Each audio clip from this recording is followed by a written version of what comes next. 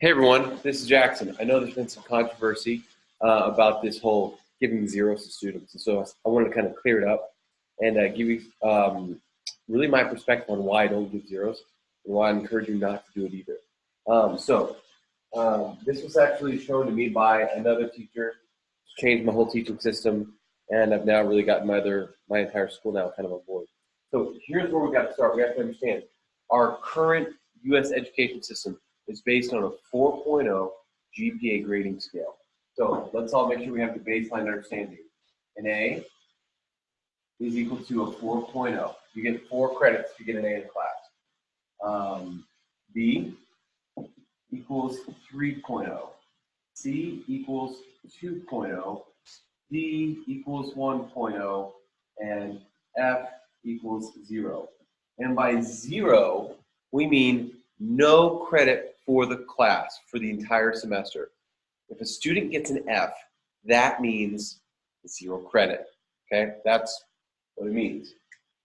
Now, based on that, we have a very traditional percentage that we use to equate this. So we're all familiar with this. A, in our current system that most people use, is anywhere from a 90 to 100% equals an A. A B, 80, 89%.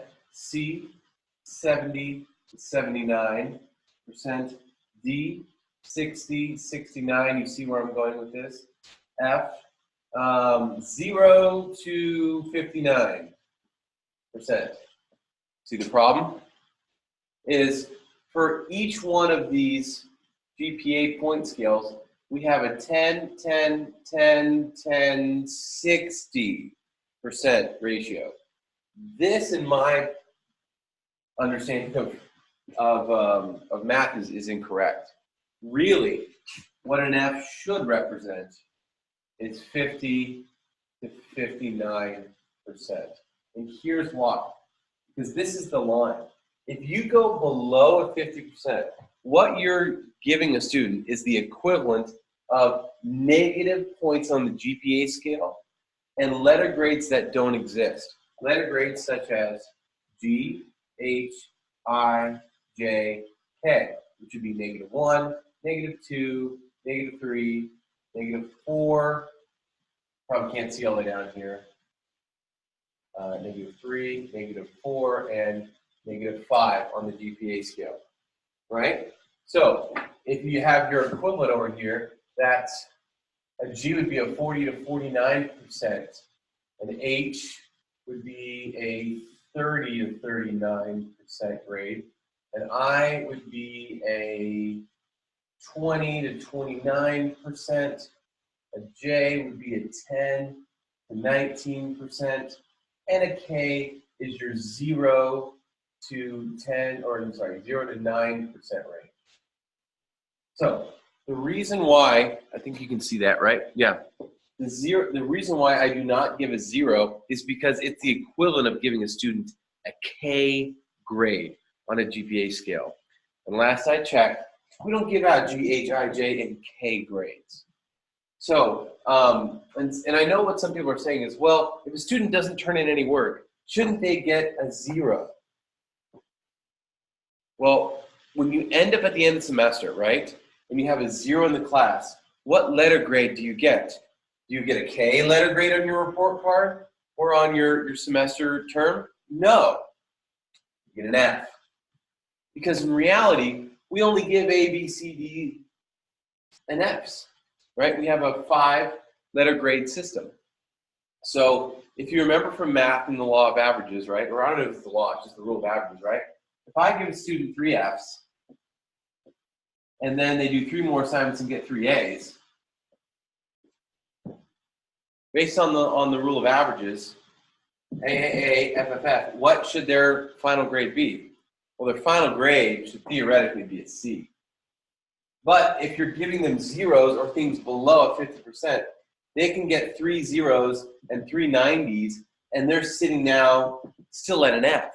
That's how a student can turn in an F and an A and get an F, not a C. And that is incredibly frustrating for a student. what it does is it prevents students, or what it does is it prevents students from thinking they still have an opportunity to complete the course. They'll sit there at an 18% in October and totally give up because like there's no way I can ever climb out of this. Or they sit there at a 49% or a 30% in November, like it's over. Now, giving 50%, you're not giving a student any credit. You have to remember this.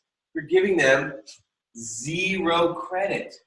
An F is a 0 credit. So when people say, oh, I can't give my students credit for work they didn't do. Exactly. An F is a 0 credit. If they end up with a 0 at the end of the unit, or the end of the semester, that's 0 credit. When we use the word credit, we mean the GPA scale. We don't mean the percentage. Percentage is arbitrary, okay? The percentage is attached to the GPA scale. So when you give a student anything below a 50%, you're creating a hole that makes it more difficult for them to climb out of. And it's really not, I think, equitable or fair for the student. And so the best approach is to maintain the same percentage scale with the GPA scale. And you have to also, and this may just be my philosophy, but here's what I believe. I believe an F stands for failure. And so if a student does not do their work or does the work that's unsatisfactory in any capacity, an F is an F is an F is an F is an F is an F is an F. And so it's an F. They get a 50% to a 59% because they still get 0 GPA credit at the end of the day. I hope that makes sense. If you got any questions, you're more than welcome to let me know.